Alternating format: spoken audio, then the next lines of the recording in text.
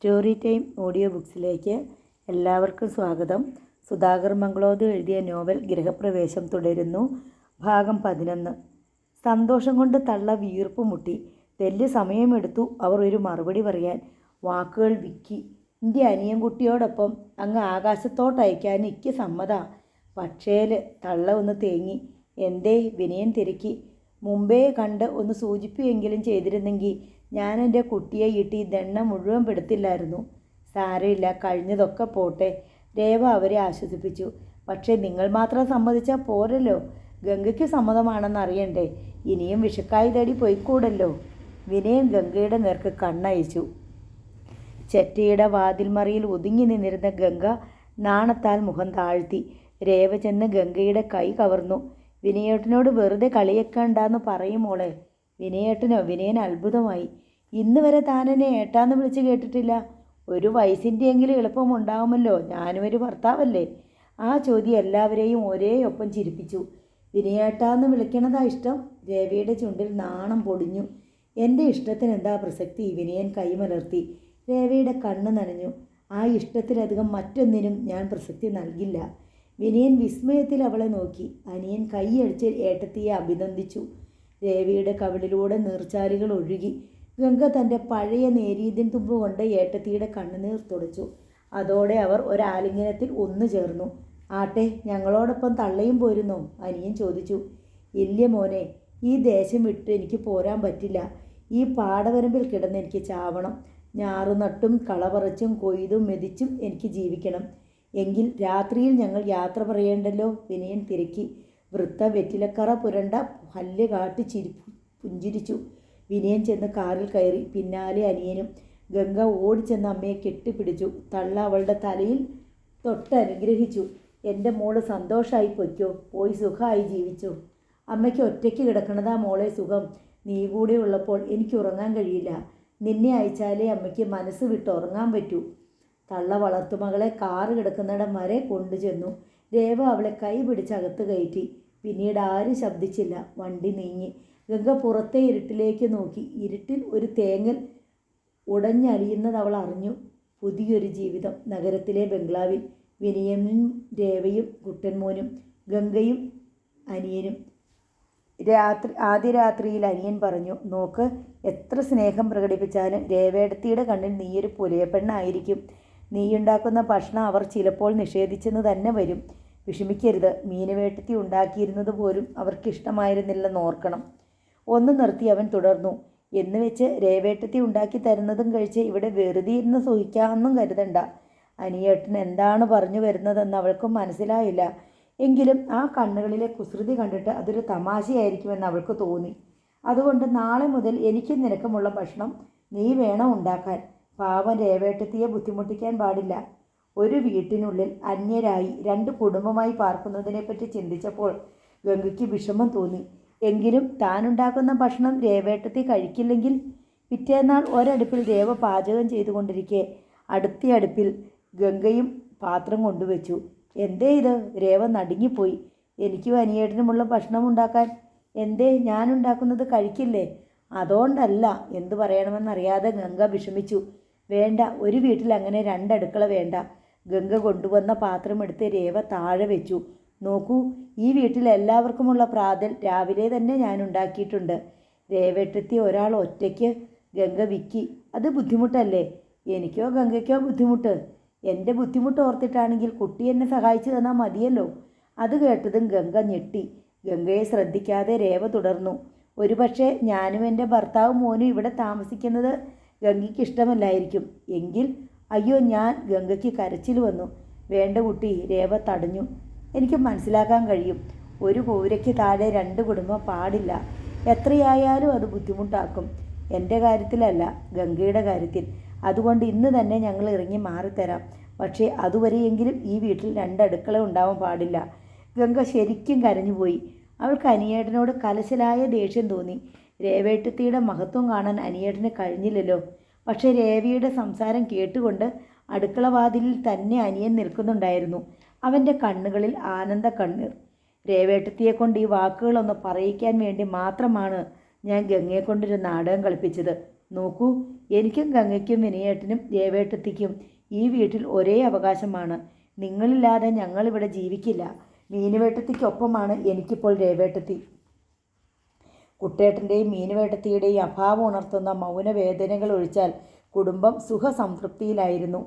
അനിയൻ മുഴുവൻ സമയവും സ്വന്തം തൊഴിലിൻ്റെ തിരക്കിലായിരുന്നു. പ്രശസ്തിയുടെ ഉച്ചകോടിയിൽ ഉറങ്ങാനോ വിശ്രമിക്കാനോ സമയമില്ലാത്ത അവസ്ഥയിൽ അനിയൻ്റെ ഭീമമായ വരുമാനം കൈകാര്യം ചെയ്യുക വിനയൻ്റെ ജോലിയായിരുന്നു. എല്ലാം അനിയൻ്റെ പേരിൽ. വിനയൻ സ്വന്തം കൺസ്ട്രക്ഷൻ കമ്പനിക്ക് തുടക്കം കുറിച്ചു. ആദ്യം ചെറിയ ചെറിയ ജോലികൾ ഏറ്റെടുത്ത് ചെയ്തു കൊടുത്തു. അവിശ്വസനീയമായ വേഗത്തിലായിരുന്നു കമ്പനി വിപുലപ്പെട്ടത്. അടുക്കള ജോലികൾ അധികവും രേവയാണ് ചെയ്യുക. ഗംഗ സഹായിച്ചു കൊടുക്കും. ഒരടുക്കള എന്ന തത്വത്തിൽ അവർ ഉറച്ചു നിന്നു. കുട്ടൻമോൻ്റെ കാര്യങ്ങൾ ഗംഗയുടെ ചുമതലയായിരുന്നു. വളരെ വേഗം അവൻ ചെറിയമ്മയുമായി ഇണങ്ങിച്ചേർന്നു.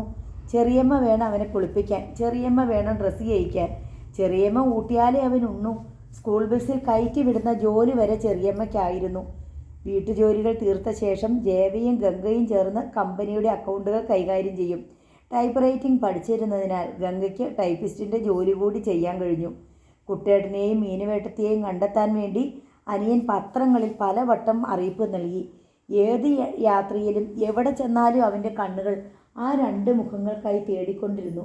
ഓരോ അന്വേഷണവും അവസാനിക്കുന്നത് നടുക്കുന്ന ഒരറിവോടെയാണ്. എവിടെയെങ്കിലും ജീവിച്ചിരിക്കുന്നെങ്കിൽ അവർ തിരിച്ചു വരുമായിരുന്നല്ലോ. രണ്ടാളും മലയാളം വായിക്കാൻ അറിയുന്നവരാണ്. കുട്ടേട്ടനെ സംബന്ധിച്ചിടത്തോളം പത്രവായന ദിനചര്യയുടെ ഒരു ഭാഗവുമാണ്. അപ്പോൾ താൻ നൽകിയ അറിയിപ്പുകൾ കാണാതിരിക്കാനിടയില്ല. വിനയേട്ടനോട് പരിഭവമുണ്ടായെന്ന് വരാം. തന്നോടോ? തൻ്റെ അറിയിപ്പുകൾക്കെങ്കിലും മറുപടി തരേണ്ടതല്ലേ? ഈ മൗനത്തിൻ്റെ അർത്ഥം എന്താണ്? ചിന്തിക്കാൻ ശക്തിയില്ല. തന്നെ മറന്നാണ് കുട്ടേട്ടൻ ഈ രണ്ട് അനുജന്മാരെയും വളർത്തി വലുതാക്കിയത്. ഒടുവിൽ തെരുവിൽ കിടന്ന് അവസാനിച്ചിട്ടുണ്ടാകുമോ? ഈശ്വരാ, ഈ പാപത്തിൽ നിന്ന് തനിക്കും വിനയേട്ടനും മോചനം ഉണ്ടാകുമോ? കുട്ടേട്ടനും മീനുവേട്ടത്തിക്കും നൽകാൻ കഴിയാതെ പോയത് അനിയൻ വിനയേട്ടനും രേവേട്ടത്തിക്കും നൽകാൻ ശ്രമിച്ചു. വിനയൻ്റെ കൺസ്ട്രക്ഷൻ കമ്പനിക്ക് കേരളത്തിന് വെളിയിലും ശാഖകളുണ്ടായി. നിരവധി തൊഴിലാളികൾ, ഉദ്യോഗസ്ഥ സംഘം, സർക്കാരിൻ്റെ വൻ പദ്ധതികൾ പോലും വിനയൻ്റെ കൈകളിൽ വന്നു വീണു. പണത്തിൻ്റെ തികവ് രേവ ശരിക്കും അനുഭവിച്ചു. എല്ലാ ആധുനിക സൗകര്യങ്ങളുമുള്ള വീട്, ഭർത്താവിനും ഭാര്യയ്ക്കും പ്രത്യേകം കാറുകൾ. പക്ഷേ രേവയ്ക്ക് മതി വന്നിരുന്നു. ആനന്ദത്തിൻ്റെ പൊട്ടിച്ചിരികളില്ല, ചുണ്ടിലൊരു മന്ദസ്മേരം മാത്രം. ആഡംബരങ്ങളെ അവൾ വെറുത്തു. ഗംഗയുടെ ലാളിത്യത്തെ അനുകരിക്കാനായിരുന്നു അവൾ ശ്രമിച്ചിരുന്നത്. രേവയിൽ വന്ന പാകത വിനയനെയും അനിയനെയും ഒരുപോലെ അതിശയിപ്പിച്ചു. സ്നേഹക്കൂടുതൽ കൊണ്ടേ അവൾ പൊട്ടിത്തെറിക്കുള്ളൂ. വിനയൻ്റെയും അനിയൻ്റെയും ഗംഗയുടെയും കാര്യങ്ങളിൽ സ്നേഹത്തിൻ്റെ അധികാരം ചെലുത്താൻ അവൾ മടിക്കാറില്ല. പക്ഷേ ഗംഗ മീനുവേട്ടത്തിയുടെ പതിപ്പായിരുന്നു. ഭൂമിയെ നോവിക്കാതെയുള്ള നടത്തം, സൗമ്യമായ സംസാരം, ആകെ പതിഞ്ഞ മട്ട്. രേവേട്ടത്തിയുടെ വാലായി അവൾ നിന്നു. ഒരു നാൾ കുടുംബത്തെ കോരിത്തെരിപ്പിക്കുന്നൊരു വാർത്ത അവൾ നൽകി. താനൊരമ്മയാവുന്നു. ആ, ഇനി തിരക്കിട്ട ജോലികളൊക്കെ നിർത്തിക്കോണം. ചെക്കനെ മേയ്ക്കണതും മതിയാക്കിക്കോള്. നല്ല ഭക്ഷണവും കഴിച്ച് ചുമ്മാ ഇരുന്നോണ്ടാൽ മതി. രേവയുടെ ആജ്ഞ. ഗർഭിണികൾ ജോലി ചെയ്യണതാണ് നല്ലതെന്നല്ലേ പറയാം? ഗംഗ വാദിച്ചു നോക്കി. അത് സഹായിക്കാൻ ആളില്ലാത്തടത്ത്. ഇവിടിപ്പോൾ ഞാനുണ്ടല്ലോ. രേവയുടെ സ്നേഹസ്ഫോടനം. രേവയുടെയും ഗംഗയുടെയും ഒരുമ വിനയനെയും അനിയനെയും അത്ഭുതപ്പെടുത്തി. പാർട്ടികളെ കണ്ടാൽ സ്വന്തം ഏട്ടത്തി അനിയത്തിയുമല്ലെന്ന് ആരും വിചാരിക്കില്ല. ഈ സ്നേഹം കണ്ടിട്ട് ഞങ്ങൾക്ക് അസൂയ. വിനയൻ തുറന്നു പറഞ്ഞു. ആര് പറഞ്ഞു ഞങ്ങൾ സ്വന്തം ഏട്ടനും അനിയത്തിയല്ലെന്ന്? രേവ ചുണ്ടിയെടുത്തു. നോക്ക്, അസൂയ മുഴുത്ത് ഞങ്ങളെ തമ്മിലടിപ്പിക്കാൻ നോക്കരുത്. ആര് വിചാരിച്ചാലും ഞങ്ങൾ തമ്മിലടിക്കില്ല. ഗംഗയുടെ വക. അനിയന് സങ്കടമാണുണ്ടായത്. ഇത് കണ്ട് സന്തോഷിക്കാൻ കുട്ടേട്ടനും മീനുവേട്ടത്തിയും ഇല്ലാതെ പോയല്ലോ. ഒരിക്കലും ഒരിടത്തും ഒന്നും പൂർണ്ണമാവില്ലെന്ന് പറയണത് എത്ര ശരിയാണ്.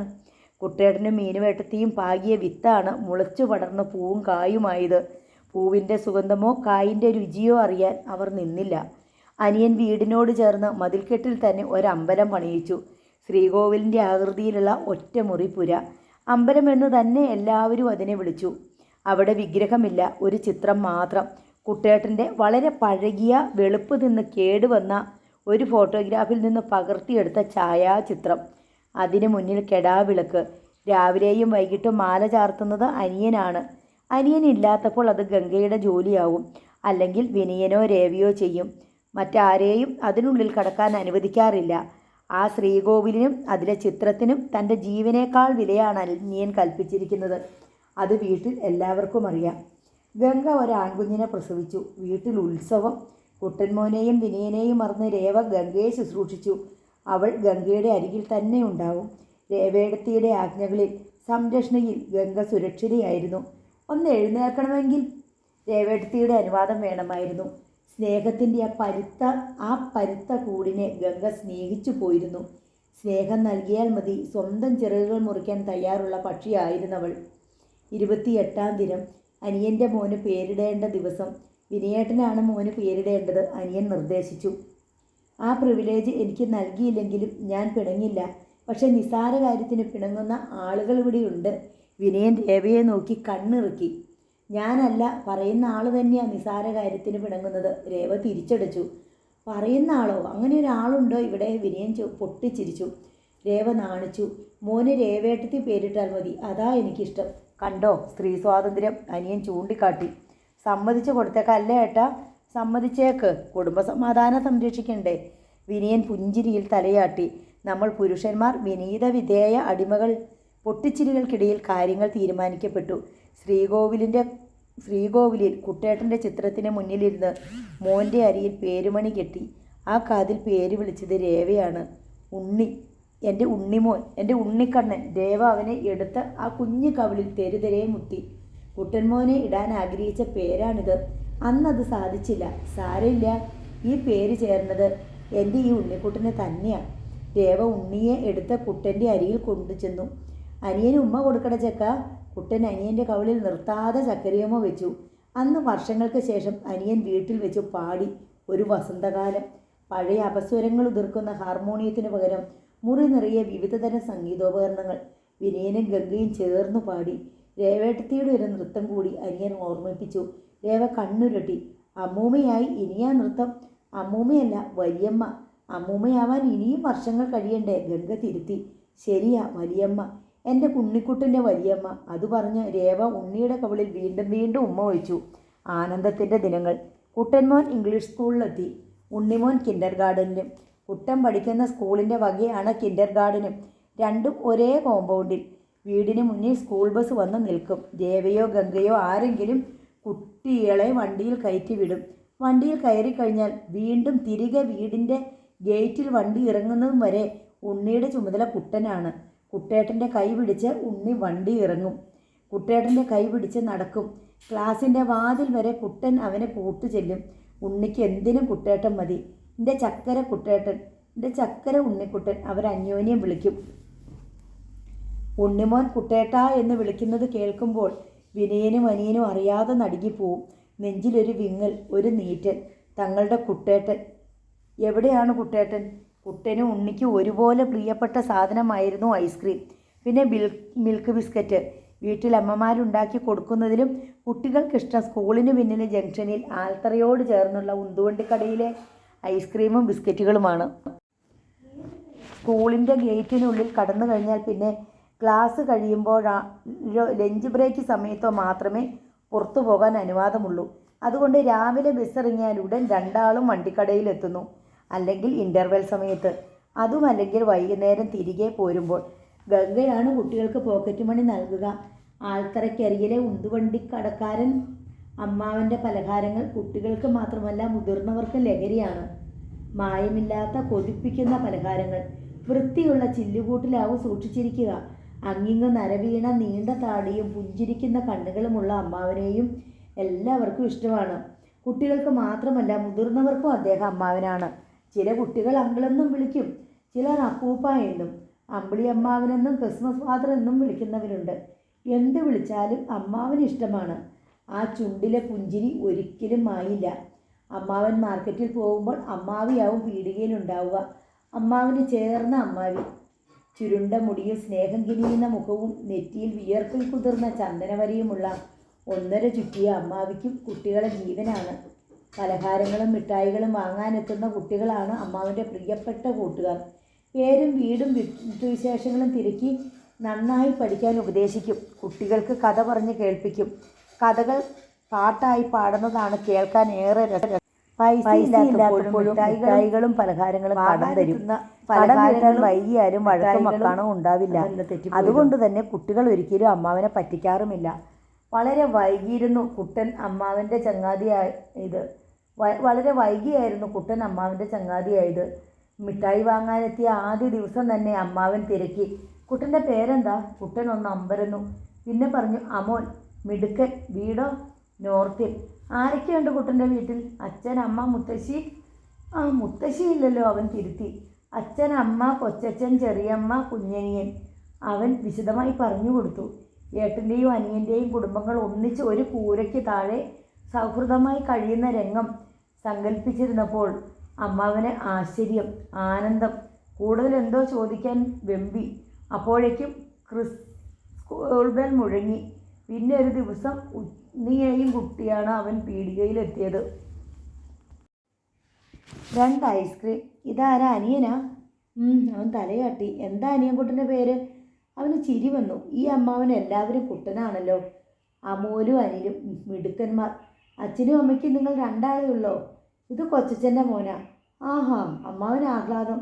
ഭംഗിയുള്ള പല്ലുകൾ മുഴുവൻ പുറത്തു കണ്ടു. കുട്ടനും ഉണ്ണിയും ആ മുതിർന്ന ചങ്ങാതിയെ വല്ലാതെ ഇഷ്ടപ്പെട്ടു പോയി. ഈ സൗഹൃദം അതിരുകൾ കടന്നു വളർന്നു. കുട്ടികൾ വീട്ടിൽ നിന്ന് ലഞ്ച് ബോക്സിൽ കൊണ്ടുവരുന്ന ചോറും ബ്രെഡും അമ്മാവനെയും അമ്മായിയെയും തീറ്റിച്ചു. അമ്മാവി അമ്മാവനായി കൊണ്ടുവരുന്ന ചോറും ചമ്മന്തിയും ചുട്ട പപ്പടവുമായിരുന്നു അവർക്ക് പതിവ്. അമ്മാവനും അമ്മായിയും അത് ഉരുട്ടി വർത്തമാനത്തിനിടയിൽ വായിലെത്തിക്കണം. അതാണ് അവർക്കിഷ്ടം. ഒരു മധ്യാഹ്നം അമ്മാവൻ വണ്ടിപ്പീടികയ്ക്ക് മുന്നിൽ പാതയോരത്ത് കുട്ടികളെ കാത്തു നിൽക്കുകയായിരുന്നു. റോഡിൻ്റെ മറുവശത്തായിരുന്ന സൺലേക്ക് ഇംഗ്ലീഷ് സ്കൂൾ. ലഞ്ച് ബ്രേക്കിൻ്റെ മണി മുഴങ്ങി. ഗേറ്റ് കടന്ന് കുട്ടികൾ 4-5 വശത്തേക്ക് പാഞ്ഞു തുടങ്ങി. ഗേറ്റ് കടന്ന് മുമ്പെത്തിയത് കുട്ടനാണ്. അവൻ നേരെ റോഡ് മുറിച്ച് ഓടിപ്പോന്നു. തൊട്ടു പിന്നിൽ ഉണ്ണി റോഡിലേക്ക് പാഞ്ഞിറങ്ങിയതും എതിർവശത്ത് നിന്നൊരു ട്രക്ക് പാഞ്ഞു വന്നതും ഒരുമിച്ചായിരുന്നു. അയ്യോ എന്ന അലർച്ചയിൽ അമ്മാവൻ ഒരു കുതിപ്പ്. 4 ഭാഗത്തു നിന്നുമുള്ള കൂട്ടക്കരച്ചിലിനിടയിൽ ട്രക്ക് അലച്ചു നിന്നു. കറക്കം നിലയ്ക്കുന്ന ചക്രങ്ങളിൽ നിന്ന് പാതയിലേക്ക് ചോര ഇറ്റിറങ്ങി. ട്രക്കിൻ്റെ ചക്രങ്ങൾക്ക് മുന്നിൽ നിന്ന് ഉണ്ണിമോനെ വാരിയെടുക്കവേ അമ്മാവൻ വീണുപോയി. എങ്കിലും എഴുന്നേൽക്കും മുമ്പേ അവനെ റോഡിൻ്റെ ഓരത്തേക്ക് തള്ളിയെറിയാൻ അദ്ദേഹം മറന്നില്ല. വീഴ്ചയിൽ നിന്ന് എഴുന്നേൽക്കും മുമ്പേ അമ്മാവൻ്റെ വലതു കാലിലൂടെ ട്രക്കിൻ്റെ ചക്രങ്ങൾ കടന്നുപോയി. എല്ലാം ഒരു നൊടിയിലാണ് സംഭവിച്ചത്. അമ്മാവിയുടെയും കുട്ടമ്മോൻ്റെയും ഭ്രാന്തമായ കരച്ചിൽ പരിസരത്തെ മുക്കി. റോഡിൻ്റെ ഓരത്ത് ഉണ്ണിമോൻ ചലനമില്ലാതെ ശബ്ദമില്ലാതെ കിടന്നു. ആളുകൾ 4 വശത്തു നിന്ന് ഓടിയെത്തി. വന്നവർ വിളിച്ചു പറഞ്ഞു, കുട്ടിക്കൊന്നും പറ്റിയിട്ടില്ല, പക്ഷേ അമ്മാവൻ്റെ കാല്. അവർ അമ്മാവനെ വാരിയെടുത്ത് തൊട്ടു പിന്നിൽ വന്നു നിന്ന കാറിൽ കയറ്റി. അമ്മാവന് ബോധം നശിച്ചിരുന്നില്ല. എൻ്റെ കുട്ടേട്ടാ എന്ന് വിളിച്ച് ആർത്ത് കരയുന്ന അമ്മാവിയെ നോക്കി കരയാതെ സാരമില്ല മീനു എന്ന് ആശ്വസിപ്പിക്കാൻ അദ്ദേഹം മറന്നില്ല. വണ്ടിയിൽ ചാടി കയറാൻ തുനിഞ്ഞ അമ്മാവിയെ ആളുകൾ തടഞ്ഞു. അവരുടെ വിലാപത്തെ അവഗണിച്ച് വണ്ടി പാഞ്ഞു. വലതുകാൽ ഒടിഞ്ഞു തൂങ്ങിയിരുന്നിട്ടും കൂടെ വന്നവരോട് കുട്ടിയെ രക്ഷിക്കുക എന്ന് അദ്ദേഹം കേണുകൊണ്ടിരുന്നു. ആശുപത്രിയിൽ എത്തും മുമ്പ് ആൾ ബോധഹീനനായി. നേരെ ഓപ്പറേഷൻ തിയേറ്ററിലേക്കാണ് കൊണ്ടുപോയത്. നിമിഷങ്ങൾ കഴിഞ്ഞപ്പോൾ ഓടിക്കിതച്ച് ഒരു ഭ്രാന്തിയെപ്പോലെ തെരുവിലുള്ളവരുടെ മുഴുവൻ അമ്മായിയായ മീനുവേട്ടത്തി എത്തി. അവരെ ആശ്വസിപ്പിക്കാൻ തെരുവിലെയും ചേരിയിലെയും പെട്ടിക്കച്ചവടക്കാരും വെച്ചുവാണികക്കാരും പാവങ്ങളുമേ ഉണ്ടായിരുന്നുള്ളൂ. ഉണ്ണിക്ക് കൈമുട്ടിൽ ചെറിയൊരു ബാൻഡേജ് വേണ്ടി വന്നു. അത്രയുമേ സംഭവിച്ചുള്ളൂ. എങ്കിലും വിവരം പ്രിൻസിപ്പൽ അവൻ്റെ വീട്ടിലറിയിച്ചു. അനിയൻ മദ്രാശിയിലായിരുന്നു, വിനയൻ വർക്ക് സൈറ്റിലും. രേവയും ഗംഗയും കാറിൽ പാഞ്ഞെത്തി. ആക്സിഡൻറ്റിൽ നിന്നും കുട്ടി രക്ഷപ്പെട്ട വിവരമല്ലാതെ കുട്ടിയെ രക്ഷിച്ച വണ്ടിപ്പീടിയക്കാരൻ്റെ കാര്യം പ്രിൻസിപ്പൽ പറഞ്ഞിരുന്നില്ല. അമ്മാവൻ്റെ മേത്ത് വണ്ടി കയറി ആശുപത്രിയിലാക്കിയിരിക്കുക. തിരിച്ചു പോരുമ്പോൾ കാറിലിരുന്ന് ഉണ്ണി അമ്മയോട് സങ്കടം പറഞ്ഞു. ഏതമ്മാവൻ? ഗംഗ തിരക്കി. സ്കൂളിന് മുന്നിലുള്ള വണ്ടിപ്പീടികയിലെ അമ്മാവൻ. ഉച്ചയ്ക്ക് കുട്ടേട്ടനോടൊപ്പം വണ്ടിപ്പീടികയിലേക്ക് ഓടുമ്പോഴാ ട്രക്ക് വന്നത്. അത് ശരി. രേവ ദേഷ്യത്തിൽ കുട്ടനെ നോക്കി. അപ്പം നീയാ ഇതൊപ്പിച്ചത്? നിന്നോട് ഞാൻ 100 വട്ടം പറഞ്ഞിട്ടുണ്ട് കുട്ടിയെ കൊണ്ട് റോഡിൽ ഇറങ്ങരുതെന്ന്. കണ്ട പെട്ടിപ്പീടികയിൽ നിന്ന് സാധനങ്ങൾ വാങ്ങി തിന്നും. എത്ര പറഞ്ഞാലും കേൾക്കില്ല. ഇത്തിരി പോന്ന ഈ കുട്ടിയെ കൂടി കേടാക്കും. നീ കാരണം അത് വണ്ടിക്ക് മുന്നിൽ വീണത്. വീട്ടിൽ ചെന്നോട്ടെ, കാണിച്ചു തരാം. രേവ കുട്ടൻ്റെ കാതിൽ പിടിച്ചു തിരുമി. അസത്ത്. കുട്ടൻ അപരാധിയായി മുഖം കുനിച്ചിരുന്നു. എന്തിനാ ഏട്ടത്തി കുട്ടിയെ വെറുതെ നോവിക്കണേ? രേവ ഗംഗയെ തടഞ്ഞു. ഈ ചെറിയ ചെക്കനാ പോന്നവൻ. ഇവൻ ഓരോന്നൊപ്പിക്കും. ശിക്ഷ പാവം അതിനും മുതിർന്നതാണെന്ന് വെച്ച് തൊട്ടതിനൊക്കെ അവനെ പറഞ്ഞാലോ? ഗംഗ കുട്ടൻ്റെ പക്ഷത്തായിരുന്നു. വീട്ടിലെത്തി അമ്മയും ചെറിയമ്മയും അകന്നതും കുട്ടൻ ഉണ്ണിയെ ശാസിച്ചു. ഞാൻ പറഞ്ഞിട്ടില്ലേ ഉണ്ണിക്കുട്ട, വണ്ടിപ്പീടികയിൽ പോണ കാര്യം വീട്ടിൽ പറയരുന്ന്. ഇനി അച്ഛൻ വന്നാൽ അവന് കരച്ചിൽ വന്നിരുന്നു. നിന്നെ അടിക്കില്ല, എന്തിനും എനിക്ക് അടി. ഇനി ഞാൻ പറയില്ല. ഉണ്ണിയും കരഞ്ഞു. അവർ ഒന്നായി. കരച്ചിലിനിടയിൽ ഉണ്ണി വിതുമ്പി. അമ്മാവന് എന്തു പറ്റി കാണുമോ? നാളെ അറിയാം, മോൻ കരയണ്ട, കുട്ടൻ സമാധാനിപ്പിച്ചു. പിറ്റേന്നാൾ പക്ഷേ വണ്ടിപ്പീടിക അടഞ്ഞു കിടക്കുകയായിരുന്നു. കുട്ടികളുടെ മനസ്സുകൾ തീക്കളങ്ങളായി. പക്ഷെ ആരോട് തിരക്കാൻ? വീട്ടിൽ പറഞ്ഞാൽ അതിനും കിട്ടും ശകാരം. അവർ ദീനമായി അന്യോന്യം നോക്കി നെടുവീർപ്പിട്ടു. രാത്രിയിൽ ഉണ്ണിമോൻ സ്വപ്നം കണ്ട് അമ്മാവാ എന്ന് വിളിച്ച് കരഞ്ഞു. എന്താ മോനെ, എന്തു പറ്റി? ആരെയാ നീ വിളിക്കണത്? ഗംഗയ്ക്ക് ആദിയായി. കുട്ടി ആ വണ്ടിപ്പീടികക്കാരനെയാവും വിളിക്കുന്നത്, രേവ പറഞ്ഞു. മോനിപ്പോൾ ആ അപകടത്തിൻ്റെ ഓർമ്മ വിട്ടിട്ടില്ല. മോൻ്റെ കരച്ചിൽ കേട്ട് വിനയനും ഓടിയെത്തി. വിവരമറിഞ്ഞ് വിനയൻ മോനെ ആശ്വസിപ്പിച്ചു. വലിയച്ഛൻ അടുത്തുള്ളപ്പോൾ മോൻ എന്തിനാ പേടിക്കണേ?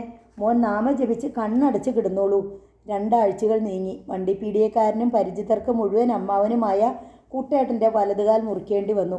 കുട്ടേട്ടൻ്റെ കിടക്കയ്ക്ക് അരികിലിരുന്ന മീനു ഏട്ടത്തി ഏങ്ങലടിച്ചു. ഇനി ഞാൻ ശരിക്കും നിനക്കൊരു ഭാരമായിരിക്കും അല്ലേ മീനു? കുട്ടേട്ടൻ ചോദിച്ചു. മീനു ഏട്ടത്തി ആ വായി പൊത്തി. ഞാൻ കരഞ്ഞു കണ്ടതൊന്നും പോരാഞ്ഞിട്ടാണോ ഇങ്ങനെയൊക്കെ പറയണത്? എന്നാലും ഇല്ല, ഒരു കാലല്ലേ പോയുള്ളൂ. നോക്ക്, എനിക്ക് 2 കാലുകളുണ്ട്. എൻ്റെ മരണം വരെ ഞാൻ അങ്ങേ താങ്ങും. എന്നും എനിക്ക് ഈ മുഖം കണ്ടാൽ മതി. ദുഃഖം കനീഭവിച്ച ഒരു മന്ദഹാസം കുട്ടേട്ടൻ്റെ ചുണ്ടിൽ പറ്റി നിന്നു. 1 മാസം കഴിഞ്ഞാണ് അനിയൻ വീട്ടിലെത്തിയത്. വെറും 2 ദിവസത്തെ വിശ്രമത്തിന്. അനിയൻ എത്തിയാൽ ആവുന്നത്ര സമയം വിനയൻ വീട്ടിൽ തന്നെ കൂടും. വളരെ ചുരുങ്ങിയ സമയമേ അവനോടൊത്ത് ലഭിക്കൂ. അതും പൂർണ്ണമായി പ്രയോജനപ്പെടുത്തുകയാണ് ലക്ഷ്യം. രേവയും ഗംഗയും നേരത്തെ ജോലികൾ തീർക്കും. പിന്നെ നീണ്ട നേരം കുടുംബസദസ്സാണ്. അപ്പോഴാണ് ഉണ്ണിമോൻ ആക്സിഡൻറ്റിൽ നിന്ന് തലനാരിഴി അകലത്തിൽ രക്ഷപ്പെട്ട കഥ അറിയുന്നത്. അയ്യൻ ഞെട്ടി വിറച്ചുപോയി. സ്കൂളിൻ്റെ എതിരിലുള്ള ഒരു വണ്ടിപ്പീടികക്കാരനാണത്രേ ചാടി വീണ് കുട്ടിയെ ട്രക്കിന് മുന്നിൽ നിന്ന് രക്ഷിച്ചത്. ഓഹോ ഹോ, എൻ്റെ മോൻ. അനിയൻ അവനെ വാരിയെടുത്ത് മടിയിൽ വെച്ചു. നെഞ്ചോട് ചേർത്ത് പിടിച്ച് ആശ്വസിച്ചു. സൂക്ഷിച്ച് വേണ്ടേ മോനെ റോഡിലൂടെ നടക്കാൻ? കൈമുട്ടിലൊരു ബാൻഡേജ് ഇടേണ്ടി വന്നു, അത്രയേ ഉള്ളൂ, വിനയൻ സമാധാനിപ്പിച്ചു. പക്ഷേ ആ വണ്ടിപ്പീടികക്കാരൻ കണ്ടില്ലായിരുന്നെങ്കിൽ? എൻ്റെ ഈശ്വര, ഓർക്കാൻ വയ്യ. ഗംഗയ്ക്ക് ഇപ്പോഴും ഭയമാണ്. എന്നിട്ട് ആ വണ്ടിപ്പീടികക്കാരനെ കണ്ട് നന്ദി പറഞ്ഞു. അനിയൻ ഗംഗയെ നോക്കി. ഗംഗയ്ക്ക് അപ്പോഴാണ് അങ്ങനെ ഒരു ചിന്ത തന്നെ ഉണ്ടായത്. അവൾ രേവയെ നോക്കി. ഇല്ല. രേവ അപരാധിനിയായി മുഖം താഴ്ത്തി. അനിയൻ്റെ നോട്ടം വിനയനിലേക്ക് നീണ്ടു. സത്യത്തിൽ രാത്രി സൈറ്റിൽ നിന്ന് എത്തുമ്പോഴാണ് ഞാൻ വിവരമറിഞ്ഞത്. കുട്ടിയെ വണ്ടി മുട്ടാൻ പോയി ആരോ ഓടിയെത്തി രക്ഷിച്ചു. അത്രേ അറിഞ്ഞുള്ളൂ. കുട്ടിക്ക് വല്ലതും പറ്റിയോ എന്ന ചിന്തയായിരുന്നു പിന്നെ. അവന് അപകടമൊന്നും പിണഞ്ഞില്ലെന്നറിഞ്ഞപ്പോൾ ദൈവത്തിന് നന്ദി പറഞ്ഞു. അവനെ അരികിൽ കിടത്തി കെട്ടിപ്പിടിച്ചാണ് ഞാൻ ആ രാത്രി ഉറങ്ങിയത്. പിറ്റേന്ന് ഉണരുമ്പോൾ വീണ്ടും ചിന്ത വക്സൈറ്റിലേക്ക് തിരിഞ്ഞു. വിനയം പറഞ്ഞു തീർത്തു. ഗുഡ്. പിന്നെ ഓർത്ത് കാണില്ല അല്ലേ? അനിയൻ തിരക്കി. ഒരു ചമ്മലിൻ്റെ ചിരി വിനയൻ്റെ ചുണ്ടിൽ ഊറി നിന്നു. സാരമില്ല, ഇനി അത് നീക്കി വെക്കണില്ല. ഇപ്പം തന്നെ ഞാൻ പോയി അയാളെ കാണുന്നുണ്ട്. ഒരു മനുഷ്യൻ ഒരു സൽപ്രവൃത്തി ചെയ്താൽ ആ പ്രവൃത്തിയുടെ ഫലം അനുഭവിക്കുന്നവരെങ്കിലും ഒരു നല്ല വാക്ക് പറഞ്ഞേ പറ്റൂ. എവിടെയാ മോനെ ആ പീടിക? അനിയൻ കുട്ടമോൻ്റെ നേർക്ക് തിരിഞ്ഞു. സ്കൂളിന് മുന്നിലെ ആൽത്തറയുടെ അടുത്ത്. പകൽ മുഴുവൻ അയാൾ അവിടെ ഉണ്ടാവുമോ? ഇപ്പോൾ ഇല്ല, പീടിക അടച്ചിരിക്കുക. അതെന്താ? അയാൾ പീടിക വിറ്റ് സ്ഥലം വിട്ടോ? അന്ന് ഉണ്ണിമോനെ ട്രക്കിന് മുന്നിൽ നിന്ന് എടുത്തു മാറ്റുമ്പോൾ ട്രക്ക് ആ അമ്മാവൻ്റെ കാലിൽ കയറി ആശുപത്രിയിൽ കൊണ്ടുപോയിരിക്കുക അത്രേ. അനിയൻ ഒരു നടുക്കത്തോടെ മറ്റുള്ളവരെ നോക്കി. അപ്പോൾ സ്വന്തം ജീവൻ അപകടപ്പെടുത്തിക്കൊണ്ടാണ് അയാൾ മോനെ രക്ഷിച്ചത്. എന്നിട്ട് നമ്മളാരും ഒന്ന് തിരിഞ്ഞു നോക്കിയില്ല. എന്ത് മനുഷ്യരാണ് നമ്മൾ! അനിയനെ മറ്റുള്ളവരെ കുറ്റപ്പെടുത്തുന്നതിലധികം തന്നെ കുറ്റപ്പെടുത്താനാണ് തോന്നിയത്. അയാൾക്ക് അപകടം പിണഞ്ഞ കാര്യം ഇവിടെ ആരെങ്കിലും അറിഞ്ഞോന്ന് ചോദിച്ചാൽ ഗംഗ പരിങ്ങി. കുട്ടികൾ പറഞ്ഞു കേട്ടു എന്ന് തോന്നണു. അവളുടെ ശബ്ദം അടഞ്ഞുപോയി. അനിയൻ ചുണ്ടിൽ പരിഹാസം നാമ്പിട്ടു.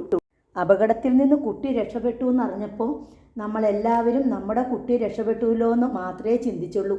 രക്ഷപ്പെടുത്തിയ മനുഷ്യൻ്റെ മനസ്സിനെക്കുറിച്ചോ അയാൾക്ക് വലുത് സംഭവിച്ചോ എന്നതിനെക്കുറിച്ച് ചിന്തിച്ചേയില്ല. ഇതാണ് ഈ ലോകം. സാരമില്ല, ആശുപത്രിയിൽ ചെന്ന് ഞാൻ അയാളെ കണ്ടോളാം. അനിയൻ എഴുന്നേറ്റു. ഞാനും വരുന്നുണ്ട്. വിനയനും എഴുന്നേറ്റു. ഞങ്ങളും വരാം അനിയേട്ടാ. ഗംഗ. അനിയൻ അവളെ തീപാറുന്ന മിഴികളോടെ നോക്കി. ഇപ്പോഴാണല്ലോ ഓർത്തത് അല്ലേ? വേണ്ട, വരണ്ട. അവൻ പുറത്തേക്ക് നടന്നു. കൂടെ വിനയനും. അവർ കാറിൽ സ്കൂളിന് മുന്നിലെത്തി. അടഞ്ഞു കിടക്കുന്ന ഉന്തുവണ്ടി പീടിക കണ്ടു. ഈ പീടികയുടെ ഉടമസ്ഥൻ എവിടെയാണ്? അനിയൻ അടുത്തുള്ള പീടികക്കാരനോട് തിരക്കി. ഒരു ട്രക്കിൻ്റെ മുന്നിൽ നിന്ന് ഒരു കുട്ടിയെ രക്ഷിക്കാൻ ശ്രമിച്ചതാ. അയാളുടെ കാലിൽ വണ്ടി കയറി. പാവ ആശുപത്രിയിലാ. തിരിച്ചു പോന്നോന്നറിയില്ല. ഏതാശുപത്രിയിൽ? അയാൾ ആശുപത്രിയുടെ പേര് പറഞ്ഞു. അനിയൻ വേഗം കാർ ആശുപത്രിയിലേക്ക് വിട്ടു. ആശുപത്രിയിൽ എത്തിയപ്പോഴാണ് ഓർത്തത് വണ്ടിപ്പീടികക്കാരനെന്നല്ലാതെ അയാളുടെ പേരറിയില്ലല്ലോ എന്ന്. എന്നിട്ടും തിരക്കി. ടൗണിൽ സൺലേക്ക് എന്ന ഇംഗ്ലീഷ് സ്കൂളിന് മുന്നിലെ ആൽത്തറയ്ക്കരികിൽ വണ്ടിപ്പീടിക നടത്തുന്ന ആളെപ്പറ്റി. പക്ഷെ അമ്മാവനെ എല്ലാവർക്കും അറിയാമായിരുന്നു. പരോപകാരിയായ അമ്മാവൻ, ടൗണിൽ എല്ലാവർക്കും പ്രിയപ്പെട്ടവനായ അമ്മാവൻ. പക്ഷേ അങ്ങേർ ഡിസ്ചാർജായി പോയല്ലോ, പ്രധാന ഡോക്ടർ പറഞ്ഞു. അപ്പോഴേക്കും അനിയൻ എഴുന്നേറ്റ് കഴിഞ്ഞിരുന്നു. വീണ്ടും സ്കൂളിന് മുന്നിലെത്തി. എവിടെയാണ് ആ ഉന്തുവണ്ടി പീടികക്കാരൻ അമ്മാവൻ താമസിക്കുന്നത്? അനിയൻ മറ്റൊരു പീടികക്കാരനോട് തിരക്കി. ചേരിയിലാണ്, ഇവിടെ നിന്ന് കുറേ പോകണം. അനിയൻ വണ്ടി തിരിച്ചു. പലരോടായി ചോദിച്ച് ഒടുവിൽ അധോലോക കോളനിയിലെത്തി. പട്ടിണിപ്പാവങ്ങളുടെ അടുങ്ങിച്ചേർന്ന് നിരനിരയായി നീളുന്ന ചെറ്റക്കുടിലുകളുടെ പരമ്പര. ചപ്പുകൾ കൂട്ടിയിട്ട കൂനയ്ക്ക് സമീപം ഒരു പൈപ്പിന് ചുറ്റും ചേരി നിവാസികളായ സ്ത്രീകളുടെ കൂട്ടം. നിരത്തി വെച്ചിരിക്കുന്ന മൺകുടങ്ങൾ. അമ്മാവൻ്റെ വീട് ഏതാണ്? അനിയൻ തല പുറത്തേക്കിട്ട് ഒരു സ്ത്രീയോട് തിരക്കി. പെട്ടെന്ന് കുനിഞ്ഞു നിന്ന് കുടത്തിൽ വെള്ളം പിടിച്ചുകൊണ്ടിരുന്ന മീനുവേട്ടത്തി മുഖമുയർത്തി നോക്കി. ഒരു നിമിഷം അവർ നടുങ്ങിപ്പോയി. അനുക്കുട്ടൻ. ഒരു നിമിഷത്തേക്ക് ആ നടുക്കം നീണ്ടുള്ളൂ. അവർ തനിക്കരികിൽ നിന്നിരുന്ന പാത്തുമ്മയുടെ പിന്നിലേക്ക് മറഞ്ഞു നിന്നു. പാത്തുമ്മയുടെ കാറ്റിൽ പറക്കുന്ന തട്ട അവരെ ഒളിപ്പിച്ചു. ടൗണിൽ ഇംഗ്ലീഷ് മീഡിയം സ്കൂളിന് മുന്നിലെ വണ്ടിപ്പീടികക്കാരൻ അമ്മാവൻ്റെ വീട് ഏതാണ്? വീണ്ടും ചോദ്യം. സ്ത്രീകൾ മീനുവേട്ടത്തിക്ക് നേരെ നോക്കി. മീനുവേട്ടത്തി സ്വരം താഴ്ത്തി പാത്തുമ്മയോട് കെഞ്ചി. പോലീസുകാരാവും, ഞങ്ങളിവിടെ ഇല്ലെന്ന് പറഞ്ഞേക്ക്. അതിന് നിങ്ങൾക്ക് വാറ്റില്ലല്ലോ? പാത്തുമ്മ ചോദിച്ചു. പിന്നെ എന്തിനാ പേടിക്കണേ? പോരെങ്കിൽ അങ്ങേർ ആശുപത്രിയിലും ആയിരുന്നില്ലേ? എന്നാലും എന്നെ സംശയിച്ചുകൂടെ? എന്തിനായാലും ഇല്ലെന്ന് പറഞ്ഞാൽ മതി. ഓരിവിടെ ഇല്ല, ഒടുവിൽ പാത്തുമ്മ പറഞ്ഞു. മറ്റുള്ള സ്ത്രീകൾ അന്യോന്യം നോക്കി പിറുപിറുത്തു. പോലീസ് ആയിരിക്കുമോ എന്ന് ഭയം പലർക്കും ഉണ്ടായിരുന്നു. പോലീസ് അല്ലാതെ മറ്റാരിവിടേക്ക് വണ്ടിയിൽ വരാൻ? വേഷം മാറി അവന്മാർ വന്നണയും. പക്ഷേ മുമ്പൊക്കെ ജീപ്പിലാണല്ലോ വരാറുള്ളത്. എവിടെ പോയി? അനിയൻ ചോദിച്ചു. എന്തിനാ സാറേ? പാത്തുമ്മ തിരിച്ചു ചോദിച്ചു. ഇവിടെ ആരും ഇപ്പോൾ വാറ്റാറില്ല. അമ്മാവനാണെങ്കിൽ പണ്ടും ആ പരിപാടിയില്ല. അങ്ങേർക്ക് പലഹാരക്കടയാ. അനിയൻ ചിരി കടിച്ചൊതുക്കി. 1 മാസം മുമ്പ് ടൗണിലെ ഇംഗ്ലീഷ് സ്കൂളിന് മുന്നിൽ വെച്ച് ഒരു ആക്സിഡൻറ്റ് ഉണ്ടായില്ലേ? അമ്മാവനെന്ന ആൾ അന്ന് ട്രക്കിന് മുന്നിൽ നിന്ന് രക്ഷിച്ചത് എൻ്റെ മോനെയാണ്. മീനുവേട്ടത്തെ വീണ്ടും നടുങ്ങി. അപ്പോൾ ആ കുട്ടികൾ? ഈശ്വര! വീണ്ടും അവർ ധർമ്മസങ്കടത്തിലായി. അപ്പോൾ അറിഞ്ഞുകൊണ്ട് തേടി വന്നതല്ല, കുട്ടിയെ രക്ഷിച്ചതിന് നന്ദി പറയാൻ വന്നതാണ്. ആശുപത്രിയിൽ തിരിക്കിയപ്പോൾ അറിഞ്ഞു ഡിസ്ചാർജായി പോന്നൂന്ന്. അനിയൻ തുടർന്നു. പെണ്ണുങ്ങൾക്ക് എന്ത് വേണമെന്നറിയാതായി. അവർ തിരിഞ്ഞ് ചോദ്യഭാവത്തിൽ മീനുവേട്ടത്തിയെ നോക്കി. അമ്മാവനും അമ്മായി ഇവിടെ അല്ല താമസമെന്ന് പറഞ്ഞേക്കൂ പാത്തുമ്മ. മീനുവേട്ടത്തി കേണു. ചുമലിലെ ചുട്ടിത്തോർത്തിൻ്റെ തുമ്പുകൊണ്ട് അവർ കണ്ണു തുടച്ചു. വെള്ളം നിറച്ച കുടമെടുത്ത് എളിയിൽ വെച്ചു. കുടിലുകളുടെ പിന്നിലൂടെ അവർ അതിവേഗം മറഞ്ഞു. കുടവും വെള്ളവും കുടിലിൻ്റെ ഇറയത്ത് വെച്ച് മീനുവേട്ടത്തി ഓടി അകത്ത് കയറി. നിലത്തി വിരിച്ച പായയിൽ എല്ലും തോലുമായി കിടന്നിരുന്ന കുട്ടേട്ടൻ്റെ കാൽച്ചുവട്ടിലേക്ക് അവർ ഊർന്നു വീണു. അവരുടെ കിതപ്പിൻ്റെ ശബ്ദം കേട്ടാണ് നേരത്തെ മയക്കത്തിൽ നിന്നും കുട്ടേട്ടൻ ഉണർന്നത്. എന്തു പറ്റി മീനു? അനുക്കുട്ടൻ. കിതപ്പിനിടയിൽ അവർ ശബ്ദിച്ചു. കുട്ടേട്ടൻ്റെ മുഖം ഒരു പൂവ് പോലെ വിടർന്നു. എവിടെ? പൈപ്പിനരികിൽ. അമ്മാവൻ്റെ വീട് ഏതെന്നും ചോദിച്ച് തേടി വന്നിരിക്കുന്നു. എങ്ങനെ അറിഞ്ഞോ ആവോ? കുട്ടേട്ടൻ ട്രക്കിൻ്റെ മുന്നിൽ നിന്ന് രക്ഷിച്ച നമ്മുടെ അനിൽ. അവൻ നമ്മുടെ അനുക്കുട്ടൻ്റെ മോനാണത്രേ. കുട്ടേട്ടൻ്റെ മുഖത്ത് രക്തം ഇരച്ചെത്തി. ഈശ്വര, എന്തായി കേൾക്കുന്നത്? അനിൽ മോൻ നമ്മുടെ? അപ്പോൾ അമോൽ മോൻ? വിനുവിൻ്റെ മോൻ. ഏട്ടൻ്റെ അനിയൻ്റെ മക്കളാണെന്നല്ലേ അവർ പറഞ്ഞത്? അപ്പോൾ വിനയനും അനിയനും ഒന്നിച്ചെന്നോ? എങ്ങനെ? എനിക്ക് വിശ്വസിക്കാൻ കഴിയുന്നില്ല. അനിൽ മോൻ്റെ അച്ഛൻ പ്രസിദ്ധ സിനിമാ താരം അനു കമലാണെന്നല്ലേ പറഞ്ഞിരുന്നത്? അപ്പോൾ ഈ അനു കമൽ നമ്മുടെ അനുക്കുട്ടനാണോ? ആണോ മീനു? ആയിരിക്കണമല്ലോ. മീനുവേട്ടത്തിയുടെ കണ്ണ് നിറഞ്ഞു. സമ്പന്നതയിലാണ് ഇനിയും അവരെ കണ്ടുമുട്ടുന്നതെങ്കിൽ നാം ഒഴിഞ്ഞു മാറണം. ദാരിദ്ര്യത്തിലാണ് കണ്ടുമുട്ടുന്നതെങ്കിൽ ഓടിയെത്തി സഹായിക്കണം എന്നല്ലേ കുട്ടേട്ടൻ പറയുമായിരുന്നത്? അവർ സമ്പന്നരായിരുന്നു. വലിയ കാറിലാണ് വന്നത്. അതുകൊണ്ട് ഞാൻ ഒഴിഞ്ഞു മാറി. നമ്മൾ ഇവിടെ അല്ല താമസിക്കുന്നതെന്ന് പറയാൻ പാത്തുമ്മയെ ഏർപ്പെടുത്തി. നന്നായി. പക്ഷെ വീണ്ടും തേടി വന്നാലോ? വന്നാൽ എന്താ ചെയ്യേണ്ടത്? എന്നെ കാണിച്ചു കൊടുക്കരുത്. അവരെ കാണാൻ ആഗ്രഹമില്ലേ? ഉണ്ട്. എനിക്ക് ഏറ്റവും വലിയ ആഗ്രഹമാണിത്. പക്ഷേ എന്നെ അവർക്ക് കാണിച്ചു കൊടുത്തുകൂടാ.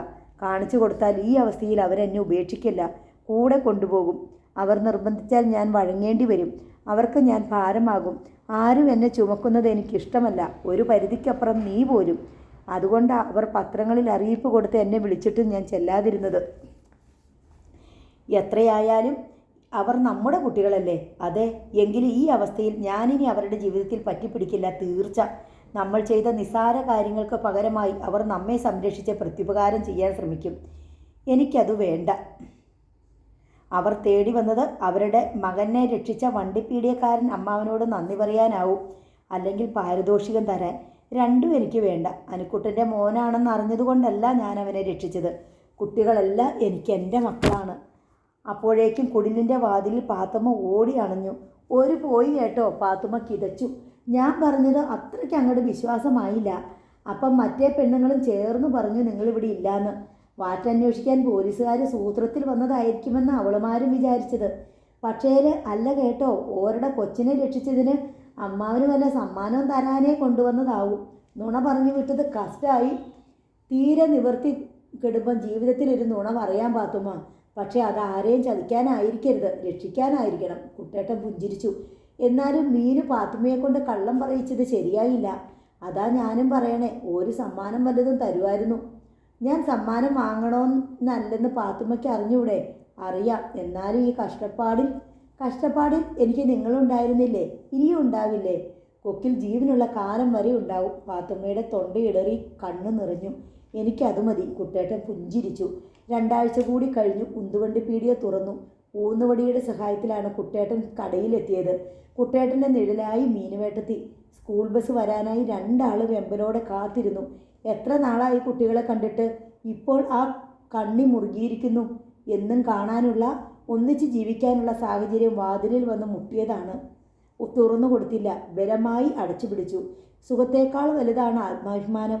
ഇനി അതൊന്നിനും വേണ്ടി ത്യജിക്കില്ല. 2 ആളും ഒരുപോലെ തീരുമാനിച്ചിരിക്കുന്നു. ബസ് വന്നു നിന്നതും കുട്ടികൾ ഇരച്ചു ചാടി. പീടിക തുറന്നിരിക്കുന്നത് കണ്ടതിനാൽ കുട്ടനും ഉണ്ണിമോനും സ്കൂളിലേക്കല്ല, നേരെ റോഡ് മുറിച്ച് പീടികയിലേക്കാണ് പാഞ്ഞത്. അമ്മാവൻ അമ്മാവൻ അവർ ആർത്ത് വിളിച്ചു. ഹായ് അമ്മാവൻ, പീടിക തുറന്നേ. ഇതെവിടെയായിരുന്നു അമ്മാവൻ ഇതുവരെ? ഞങ്ങൾ എന്നും ഇവിടേക്ക് നോക്കുമായിരുന്നു പീടിക തുറന്നോന്നറിയാൻ. ഒരു ദിവസം അച്ഛനും കൊച്ചച്ഛനും കൂടി അമ്മാവനെ തേടി വന്നു എന്ന് പറഞ്ഞല്ലോ, എന്നിട്ട് കണ്ടില്ല അത്രേ. എവിടായിരുന്നു? ആരോ പറഞ്ഞത്തെ അമ്മാവൻ താമസം മാറ്റി പോയിന്ന്. നിർത്താത്ത ചിലപ്പ്. അമ്മാവനല്ല മക്കളെ, വലിയച്ഛൻ. മീനുവേട്ടത്തി തിരുത്തി. ഈ അമ്മാവി എന്തേ ഈ പറയുന്നതെന്ന പകപ്പോടെ കുട്ടികൾ 2 ആളും അമ്മാവനെ നോക്കി. അമ്മാവൻ അവരെ കണ്ണടച്ചു കാണിച്ചു. ഈ അമ്മാവി ന്യൂസ് പറയാ മക്കളെ. അമ്മാവനെ കാണാഞ്ഞിട്ട് എനിക്ക് എത്ര സങ്കടം വന്നെന്നോ കുട്ടൻ. ഞാൻ അമ്മാവനെ സ്വപ്നം കണ്ടല്ലോ. ഉണ്ണി. അതോടെ കുട്ടേട്ടൻ്റെയും മീനുവേട്ടത്തിയുടെയും നിയന്ത്രണം വിട്ടു. അവരുടെ കണ്ണുകൾ പെയ്തിറങ്ങി. അമ്മാവൻ്റെ കാലുണങ്ങിയോ? ഉണ്ണിക്കായിരുന്നു ഉത്കണ്ഠ. എവിടെ കാണട്ടെ? കുട്ടൻ കുനിഞ്ഞ് താഴേക്ക് നോക്കി. അയ്യോ, ഒരു കരച്ചിൽ. അമ്മാവൻ്റെ കാല്. കുട്ടമ്മൻ കരയാൻ തുടങ്ങി. അമ്മാവൻ്റെ കാല് പോയേ. ഉണ്ണിയും കരഞ്ഞു. സാരമില്ല മക്കളെ. കുട്ടേട്ടൻ കുട്ടികളെ 2 പേരെയും ചേർത്ത് പിടിച്ചു. പേടിക്കണ്ട, കുറേ കഴിയുമ്പോൾ അമ്മാവൻ്റെ കാല് പഴയപടിയാവും. ഊവോ? കുട്ടന് വിശ്വാസം വന്നില്ല. ഊവ്, കുട്ടേട്ടൻ ഉറപ്പ് നൽകി. ഞാൻ അമ്പലത്തിൽ പോകുമ്പോൾ അമ്മാവൻ്റെ കാല് പഴയപടിയാവാൻ പ്രാർത്ഥിക്കൂലോ. ഉണ്ണി.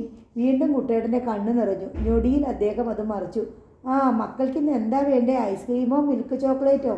കടലമിഠായി. ഉണ്ണി വിളിച്ചു പറഞ്ഞു. എനിക്ക് 5 സ്റ്റാർ. കുട്ടൻ 2 ആൾക്കും വേണ്ടത് കൊടുത്തു. 2 കവിളിലും മുത്തി കുട്ടേട്ടൻ യാത്രയാക്കി. ഇനി റോഡ് കിടക്കുമ്പോൾ സൂക്ഷിക്കണം. ഇപ്പോൾ ഞങ്ങൾ സൂക്ഷിച്ചാ കിടക്കണത്, കുട്ടൻ പറഞ്ഞു. കുട്ടികൾ റോഡ് കടന്ന് ഗേറ്റിനുള്ളിൽ മറയും വരെ കുട്ടേട്ടനും മീനുവേട്ടത്തെയും നോക്കി നിന്നു. ഒടുവിൽ മീനുവേട്ടത്തി നിശ്വാസം അയച്ചു. ആ പഴയ വിനുക്കുട്ടനും അനുക്കുട്ടനും തന്നെ. അന്ന് രാത്രി വിനയൻ വീട്ടിൽ തിരിച്ചെത്തും വരെ കുട്ടികൾ ഉറക്കമിഴിച്ചിരുന്നു. ഉണ്ണിയാണ് ഊണുമേശയ്ക്ക് അരികിലെത്തി വിവരം പറഞ്ഞത്. വലിയച്ഛാ, വണ്ടിപ്പീടിയക്കാരൻ അമ്മാവൻ വീണ്ടും പീടിക തുറന്നല്ലോ. ഊവോ? വിനുവിന് സന്തോഷം. അയാൾ തിരിച്ചു വന്നോ? വന്നു, പക്ഷെ ഒരു കാലില്ല. അത് പറയുമ്പോൾ കുട്ടൻ്റെ ചുണ്ട് വിതുമ്പി. ഉണ്ണിക്കും സങ്കടം. വിനയൻ വിളറി. ഇനിയും കടയിൽ മിഠായി വാങ്ങാൻ പോയി വണ്ടിക്ക് മുന്നിൽ ചാടരുത്. അതേ രേവയ്ക്ക് പറയാനുണ്ടായിരുന്നുള്ളൂ. വിനയൻ നീരസത്തിൽ അവളെ നോക്കി. വിനയൻ്റെ മട്ട് കണ്ട് രേവയ്ക്ക് ചിരി വന്നു. കുട്ടിയെ രക്ഷിച്ച ആളിനോട് കടപ്പാടുണ്ട്. അതിനെന്തെങ്കിലും കൊടുക്കുകയും ചെയ്യാം. എന്ന് വെച്ച് ഇത്തിരിയില്ലാത്ത കുട്ടികൾ റോഡ് വഴി പാഞ്ഞു നടക്കണോ? ഒരു കാര്യം ചെയ്യേ, വിനയൻ കുട്ടനോടും ഉണ്ണിയോടുമായി പറഞ്ഞു. നാളെ തന്നെ മക്കളെ അമ്മാവനോട് പറയേ ഇവിടെ വരെ എന്ന് വരാൻ. അച്ഛൻ പറഞ്ഞെന്ന് തന്നെ പറഞ്ഞോളൂ. ശരിയാ, രവി സമ്മതിച്ചു. വരുമ്പോൾ കുറച്ച് രൂപ കൊടുക്കാം. പാവം, ആ പീടിക ഒന്ന് പരിഷ്കരിച്ചോളും. കുട്ടികൾക്ക് സ്വർഗം കിട്ടിയ സന്തോഷം. പിറ്റേന്നാൾ തന്നെ കുട്ടൻമോൻ വിവരം അമ്മാവനെ അറിയിച്ചു. അച്ഛൻ പറഞ്ഞയച്ചു അമ്മാവനോട് വീട്ടിലേക്ക് വരാൻ. എന്തിനാ മോനെ? ഉണ്ണിക്കുട്ടനെ വണ്ടിയുടെ മുമ്പിൽ നിന്ന് രക്ഷിച്ചതിന് സമ്മാനം തരാനാവും. കുറച്ച് രൂപ കൊടുക്കാമെന്ന് അമ്മ പറയണത് കേട്ടു. കുട്ടേട്ടൻ്റെ മുഖം ചുവന്നു. നിമിഷങ്ങൾ ആ ചുണ്ടുകൾ വിറച്ചു.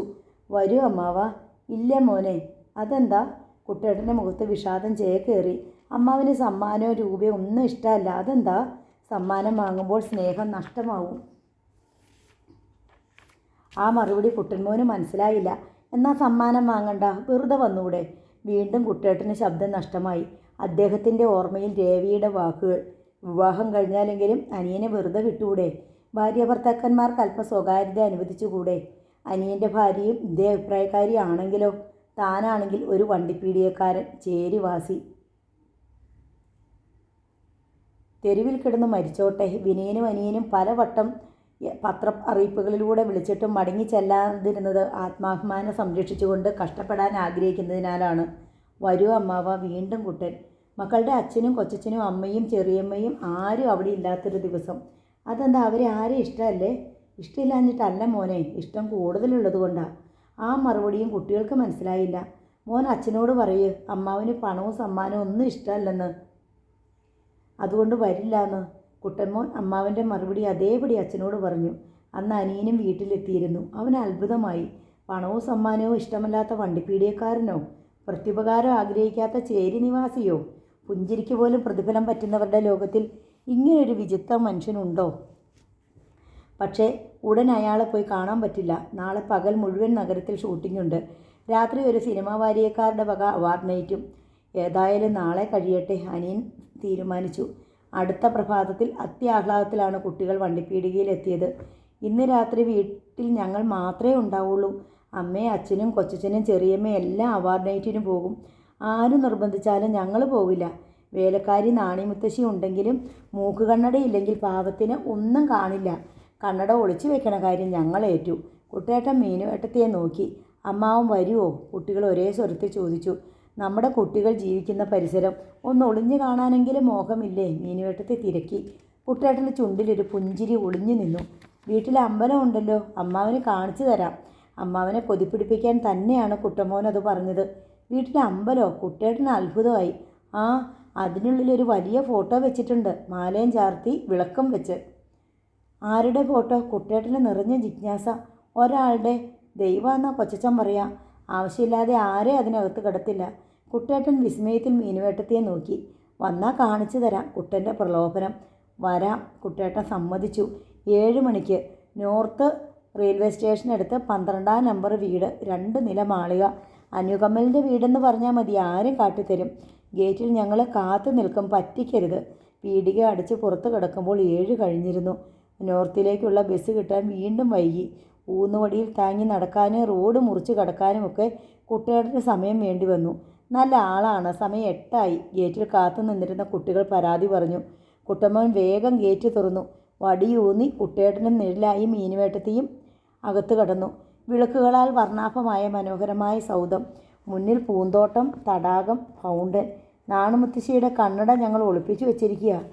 മൂപ്പത്തി അടുക്കളയിൽ കുത്തിയിരിക്കുക. ഉണ്ണി പറഞ്ഞു. വരൂ, എല്ലാം കാണിച്ചു തരാം. കുട്ടേട്ടൻ്റെ കൈ കവർന്നു. ഉണ്ണി മീനുവേട്ടത്തിയുടെയും. വിശാലമായ മുറികൾ, മുമ്പൊരിക്കലും കണ്ടിട്ടില്ലാത്ത ഗൃഹോപകരണങ്ങളും അലങ്കാരങ്ങളും. പ്രധാന മുറിയിൽ ഒരു കുടുംബ ഫോട്ടോ. വിനയനും രേവയും, ഗംഗയും അനിയനും, കുട്ടനും ഉണ്ണിയും. തങ്ങളുടെ ചിത്രമോ തങ്ങളെ സംബന്ധിച്ച യാതൊന്നുമോ ഒരിടത്തുമില്ലെന്ന് കുട്ടേട്ടനും മീനുവേട്ടത്തെയും വ്യസനപൂർവ്വം അറിഞ്ഞു. ഇനി നമുക്ക് അമ്പലം കാണാം. കുട്ടൻ ക്ഷണിച്ചു. പൂന്തോട്ടത്തിനരികിലെ ഓടിൻ്റെ മേൽക്കൂരയുള്ള ഒറ്റമുറിപ്പുരയുടെ മുന്നിലെത്തി അവർ. ഇതാണ് അമ്പലം, ഉണ്ണി പറഞ്ഞു. കുട്ടൻ അമ്പലവാതിലിൻ്റെ പൂട്ട് തുറന്നു. അമ്മാവനാ ചെരുപ്പൂരി വെച്ചോളൂ, കുട്ടൻ്റെ കൽപ്പന. കുട്ടേട്ടൻ ഒറ്റ കാലിലെ ചെരുപ്പൂരി പുറത്തു വെച്ചു. വടിയും പുറത്തു വെച്ചോളൂ, അഴിയിൽ പിടിച്ച് നിന്ന് അകത്ത് കടക്കാം. കുട്ടൻ ഓട്ടുമണികൾ തറച്ച വാതിൽ തുറന്നു. കുട്ടേട്ടൻ വടി പുറത്തു വെച്ച് അഴികൾ പിടിച്ച് അകത്തെത്തി. ചുവന്ന സിമൻറ്റ് പൂശിയ തറയിൽ ഒരു വലിയ നിലവിളക്ക് 5 തിരിയിട്ട് കത്തിച്ചു വെച്ചിരുന്നു. ചുവരിലെ ജാതിമല്ലിമാല ചാർത്തിയ ഒരു വലിയ ഛായാചിത്രം. കുട്ടേട്ടൻ അതിലേക്ക് സൂക്ഷിച്ചു നോക്കി. തൻ്റെ ചിത്രം, തൻ്റെ അനിയൻ്റെ അമ്പലത്തിലെ പ്രതിഷ്ഠ, തൻ്റെ ഛായാചിത്രം. കുട്ടേട്ടൻ്റെ നെഞ്ചിൽ സന്തോഷവും സങ്കടവും ഒന്നിച്ചുണ്ടാക്കിയ സ്ഫോടനം. വിങ്ങി വിതുമ്പി കരയാനുള്ള പ്രേരണ ഒതുക്കാൻ കഴിയുന്നില്ല. വല്ലാത്ത തളർച്ച, ഒന്നിരിക്കാൻ മോഹം. പെട്ടെന്നാണ് ഗേറ്റിൽ കാർ വന്നു നിന്ന ശബ്ദം. കുട്ടികൾ ഓടി വന്ന് അറിയിച്ചു. അയ്യോ അമ്മാവ, അച്ഛൻ വന്നു. അമ്പലത്തിൽ കടന്നതറിഞ്ഞാൽ കൊച്ചച്ഛൻ ഞങ്ങളെ തച്ചു കൊല്ലും. അമ്മാവൻ ഇതിനകത്ത് ഒളിച്ചിരുന്നു. ഞങ്ങൾ വാതിലടച്ചേക്കാം. ശബ്ദമുണ്ടാക്കാതെ വാതിൽ ചാരി കുട്ടികൾ രണ്ടാളും പുറത്തേക്ക് ഓടി. അമ്പലവാതിൽക്കൽ നിന്നിരുന്ന മീനുവേട്ടത്തി വേഗം പുറത്തെ ചെടികൾക്കിടയിൽ മറഞ്ഞു. ഗേറ്റ് കടന്ന് ഒരു വലിയ കാർ അകത്തേക്ക് എത്തുന്നത് കുട്ടേട്ടനും മീനുവേട്ടത്തിക്കും കാണാമായിരുന്നു. സ്വന്തം കിതപ്പിൻ്റെ തേക്കം കുട്ടേട്ടൻ വ്യക്തമായി കേട്ടു. നിൽക്കാൻ വയ്യ, എന്തിൻ്റെയെങ്കിലും ഒരു താങ്ങില്ലാതെ ഇരിക്കാനും വയ്യ. അഴിയിൽ നിന്ന് കൈവിട്ടാൽ വീണു പോവും. ശരീരത്തിൻ്റെ ഭാരം ക്രമാതീതമാവുന്നു. അനിയനോ വിനിയനോ തന്നെ കണ്ടുപിടിച്ചാൽ അവിടെ താൻ പരാജയമായിരിക്കും. ഉന്നതിയിലെത്തിയ അനിയന്മാരുടെ ദയ തേടി തെണ്ടിയായ ഏട്ടൻ എത്തിയിരിക്കുന്നു. ഇല്ല, അങ്ങനെ ആരും ധരിക്കാൻ ഇട വന്നുകൂടാ. അഴിയിൽ പിടിച്ചിരുന്ന കുട്ടേട്ടൻ്റെ കൈ ശരീരത്തിൻ്റെ ഭാരം താങ്ങി വേദനിച്ചു തുടങ്ങി. നന്നേ കഴയ്ക്കുന്നു. ഇപ്പോൾ പിടിവിട്ടു പോവുമെന്നായി. പുറത്ത് വിനയൻ്റെയും അനിയൻ്റെയും ശബ്ദം കേൾക്കാം. വണ്ടി തിരിക്കുന്നത്, വാതിൽ തുറക്കുന്നത്, പൊട്ടിച്ചിരികൾ, കഴിഞ്ഞ പ്രോഗ്രാമിനെക്കുറിച്ചുള്ള കമൻറ്റുകൾ എല്ലാം. കുട്ടേട്ടൻ്റെ ഹൃദയം കാതിൽ കേന്ദ്രീകരിക്കപ്പെട്ടു. തൻ്റെ കുട്ടികളുടെ ശബ്ദം. എത്ര നാളുകൾ കൂടിയാണ് അത് വീണ്ടും കേൾക്കുന്നത്. പെട്ടെന്നാണ് കയ്യിലെ അഴിയിലെ പിടുത്തം വിട്ടത്. ചെറിയ ഓട്ടുമണികൾ പതിച്ച വാതിലിലേക്ക് അദ്ദേഹം തെറിച്ചു വീണു. വാതിൽ ചുമരിൽ ചെന്ന് ആഞ്ഞു പതിച്ചു. എണ്ണമറ്റ ഓട്ടമണികൾ ഒന്നിച്ചു മുഴുങ്ങി. കുട്ടേട്ടൻ ഒരുവിധം പിടഞ്ഞെഴുന്നേൽക്കാൻ ശ്രമിക്കവേ പുറത്ത് ശബ്ദമുയർന്നു. ആരാ അത്? വീണ്ടും ഒന്നിലധികം ശബ്ദങ്ങൾ. ആരാണവിടെ? ആരാണ് വാതിൽ തള്ളി തുറന്നത്? വിനയൻ്റെയും അനിയൻ്റെയും ശബ്ദങ്ങൾ ഇടകലർന്നു. അങ്ങിങ്ങ് ഓടുന്ന ശബ്ദം. ആരൊക്കെയോ ഓടി അടുക്കുകയാണ്. കുട്ടേട്ടൻ കിടുകിട വിറയ്ക്കാൻ തുടങ്ങി. തൻ്റെ പൊന്നനിയന്മാർ ഈ ഏട്ടനെ ഒരു കള്ളനെ പോലെ പിടിക്കാൻ പോവുകയാണ്. അനിയൻ്റെയും വിനയൻ്റെയും സ്വരങ്ങൾക്കൊപ്പം രേവയുടെയും ഗംഗയുടെയും വിനയേട്ട, അനിയേട്ട എന്ന പരിഭ്രാന്തമായ വിളികളും. അമ്പലത്തിനുള്ളിൽ ആദ്യം ഓടിയെത്തിയത് അനിയനായിരുന്നു. ആരാ അത്? അവൻ വീഴ്ചയിൽ നിന്ന് എഴുന്നേൽക്കാൻ പ്രയാസപ്പെടുന്ന കുട്ടേട്ടനെ അനിയൻ പിടിച്ചു വലിച്ചുയർത്തി. ആരാ നീ? മുടിയും താടിയും നീട്ടിയ പ്രാകൃതനായൊരു വൃത്തൻ. തെരുവ് തണ്ടിയോ കള്ളനോ? അല്ലെങ്കിൽ എന്തിന് രാത്രിയിൽ വീടിനുള്ളിൽ കടന്നു വന്നു? ഗേറ്റ് പൂട്ടിയിരുന്നതാണ്. കുപ്പിച്ചില്ല് പതിച്ച മതിൽ ചാടി കടന്നു വന്നുവോ? 9 കഴിഞ്ഞതേയുള്ളൂ. ഈ സമയത്ത് വീട്ടിൽ കുട്ടികൾ മാത്രമേ ഉള്ളൂവെന്ന് അറിഞ്ഞിരിക്കുമോ? ആരാണെന്ന് പറയ്. എന്തിനാണ് ഇവിടെ വന്നത്? അനിയൻ ചോദ്യം ആവർത്തിച്ചു. കള്ളനായിരിക്കും. തൊട്ടു പിന്നിൽ വിനയനും എത്തി. പോലീസിൽ വിവരം അറിയിക്കാൻ. അപ്പോൾ ആരെന്ന് തെളിയും? പോലീസൊന്നും വേണ്ട, വയസ്സനാണ്, നമുക്ക് കൈകാര്യം ചെയ്യാവുന്നതേയുള്ളൂ. വയസ്സനായിട്ടും തൊഴിൽ നിർത്തിയില്ല. വിനയൻ്റെ പരിഹാസം. ഇഡിയറ്റ്, പറയടാ, നീ ആരാ? വീണ്ടും അനിയൻ. അതോ ഇനി ഊമയാണോ? വിനയന് സംശയം. ഊമയായി നടുക്കുകയാണ്. അനിയൻ ആ താടിയിൽ പിടിച്ചുയർത്തി. പറ, താൻ എന്തിനാ ഇതിനകത്ത് കടന്നത്? മോഷ്ടിക്കാനാണെങ്കിൽ ഇവിടെയൊന്നും ഇല്ലല്ലോ. അതാ അവിടെയാണ് നിന്നെപ്പോലുള്ളവരെ ആകർഷിക്കുന്ന വസ്തുക്കൾ ഇരിക്കുന്നത്. അവൻ ബംഗ്ലാവിലേക്ക് വിരൽ ചൂണ്ടി. അതോ ഇനി അവിടേക്ക് തക്കം പാർത്ത് വന്നപ്പോൾ നമ്മൾ വരണത് കണ്ട് ഇവിടെ കയറി ഒളിച്ചതാണോ? വിനയൻ. ഒളിക്കാനാണെങ്കിൽ മറ്റെവിടെല്ലാം സ്ഥലമുണ്ട്. പൂട്ടിയിരുന്ന് ഈ വാതിൽ തല്ലി തുറക്കണോ? അനിയൻ വാതിലിൻ്റെ പൂട്ട് പരിശോധിച്ചു. ഇത് താക്കോലിട്ട് തുറന്നിരിക്കുകയാണല്ലോ. ഇയാൾക്ക് എങ്ങനെ ഈ താക്കോല് കിട്ടി? വരാന്തയിൽ നിന്നിരുന്ന ഉണ്ണിയും കുട്ടനും നടുങ്ങി. അവർ പേടിയോടെ അന്യോന്യം നോക്കി. അകവാതിൽക്കൽ പരിഭ്രാന്തരായി രേവയും ഗംഗയും. അവർക്ക് പുറത്തേക്ക് വരാൻ ഭയമായിരുന്നു. എന്തിനു വന്നുവെന്ന് താൻ പറയില്ല അല്ലേ? അനിയൻ കുട്ടേട്ടനെ പിടിച്ചു ഉലച്ചു. വീട്ടിൽ കയറി കൊള്ളയടിച്ചിരുന്നുവെങ്കിലും തനിക്ക് ഞാൻ മാപ്പ് തരുമായിരുന്നു. പക്ഷേ എൻ്റെ കുട്ടേട്ടൻ്റെ അമ്പലത്തിൽ കടന്ന് നാശമുണ്ടാക്കാൻ ശ്രമിച്ച തന്നെ ഞാൻ വെറുതെ വിടില്ല. കുട്ടേട്ടൻ അനിയൻ്റെ കരുത്തുറ്റ കൈപ്പിടിയിൽ തൂങ്ങിക്കിടന്നു. ആ കണ്ണുകൾ നിറഞ്ഞൊഴുകുന്നത് അരണ്ട വെളിച്ചത്തിൽ അവൻ കണ്ടില്ല. മനഃപൂർവ്വം മിണ്ടാതിരിക്കുകയാണല്ലേ? പഠിച്ച കള്ളനാണ് താൻ. പക്ഷേ പ്രായക്കൂടുതലിനെ മാനിച്ച് ഞാൻ വിട്ടിരിക്കുന്നു. പൊയ്ക്കോ, വേഗമിറങ്ങി പൊയ്ക്കോ, അനിയൻ ഗർജിച്ചു. പക്ഷേ ഒരു കാലുകൊണ്ട് കുട്ടേട്ടനെ താങ്ങില്ലാതെ ചലിക്കാൻ കഴിയുമായിരുന്നില്ല. പറഞ്ഞത് കേട്ടില്ലേ? വിനയൻ വീണ്ടും ആ ശരീരത്തിൽ പിടിച്ചുലച്ചു. ശരി, വലിച്ചു പുറത്ത് ചാടിച്ചാലേ പോവൂ അല്ലേ? വിനയൻ ആ ശരീരത്തെ തൂക്കിയെടുത്ത് പുറത്തു കൊണ്ടുവന്നു. പുറത്തെത്തിയതും അവൻ അദ്ദേഹത്തെ ആഞ്ഞ് പുറത്തേക്ക് തള്ളി. സർവ്വതാങ്ങം നഷ്ടപ്പെട്ട കുട്ടേട്ടൻ മുറ്റത്തേക്ക് മലർന്നടിച്ച് വീണു. മഹാഭാവികളെ, ഒരു ദീനവിലാപം. പൂച്ചിടികൾക്കിടയിൽ നിന്ന് മുഷിഞ്ഞു പിന്നിയ വേഷത്തിൽ ഒരു സ്ത്രീ ഓടിയെത്തുന്നതാണ് വിനയനും അനിയനും കണ്ടത്. സ്ത്രീ പാഞ്ഞെത്തി വിനയൻ്റെ ഇരു കവളിലും ആഞ്ഞടിച്ചു. മഹാഭാവി, അടിക്കേണ്ട പ്രായത്തിൽ ഞാൻ നിന്നെ ഒന്നും നുള്ളി നോവിച്ചിട്ടില്ല. എന്നിട്ടാണ് നീ എൻ്റെ ദൈവത്തെ. മുറ്റത്ത് കിടന്ന മനുഷ്യനെ വാരിയെടുത്ത് അവർ സ്വന്തം മടിയിൽ കിടത്തി. എൻ്റെ കുട്ടേട്ടാ, നമുക്കിങ്ങനെ വന്നല്ലോ. അവർ ആ നെഞ്ചിൽ മുഖം ചേർത്തു. ഹൃദയം പൊട്ടിയെന്നോണം വിലപിച്ചു. ആ സ്വരം അനിയനെയും വിനയനെയും നടുക്കി. ഈശ്വര, ഇത് മീനുവേട്ടത്തിയല്ലേ? അപ്പോൾ മുറ്റത്തേക്ക് തങ്ങൾ വലിച്ചെറിഞ്ഞത് അനിയന് തല ചുറ്റുന്നത് പോലെ തോന്നി. ഒരു നിമിഷത്തേക്ക് അവൻ തരിച്ചു നിന്നു. പിന്നെ ചാടി മുറ്റത്തിറങ്ങി. മുറ്റത്തെ മണലിൽ തളർന്നു കിടക്കുന്ന ആ ശരീരത്തെ വാരിയെടുത്തു. വിനയനും പാഞ്ഞെത്തി. അവനും ആ ശരീരത്തെ താങ്ങി. നെറ്റിയിൽ നിന്ന് ചോരയൊലിക്കുന്ന ആ മുഖം അവർ വെളിച്ചത്തിൽ കണ്ടു. തങ്ങളുടെ കുട്ടേട്ടൻ. ഒരു നോക്ക് കാണാൻ വർഷങ്ങളായി തേടിയിരുന്ന ആ സ്നേഹസ്വരൂപൻ. കുട്ടേട്ട! വിനയനും അനിയനും ഒപ്പം കരഞ്ഞുപോയി. അപ്പോഴേക്കും വിവരം ഗ്രഹിച്ച് രേവയും ഗംഗയും ഓടി മുറ്റത്തെത്തി കഴിഞ്ഞിരുന്നു. അവർ മുറ്റത്തു നിന്ന് വിങ്ങിക്കരിയുന്ന സ്ത്രീയെ തിരിച്ചറിഞ്ഞു. ഈശ്വര, ഇത് മീനുവേട്ടത്തിയല്ലേ?